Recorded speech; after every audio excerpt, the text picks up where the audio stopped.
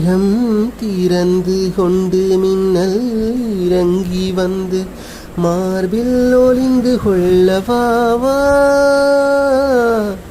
மார்பில் ஒளிந்து கொண்டால் மாறன் நம்பு வரும், கூந்தலில் ஒளிந்து கொள்ள வரவா.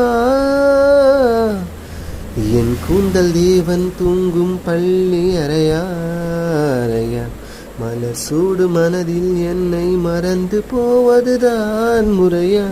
நினைக்காத நேரம் இல்லை காதல் ரதியே ரதியே. உன் பேரை சொன்னால் கூட நின்று வழிவிடும் காதல் நதியே. என் சுவாசம் உன் மூச்சில், உன் வார்த்தை என் பேச்சில்.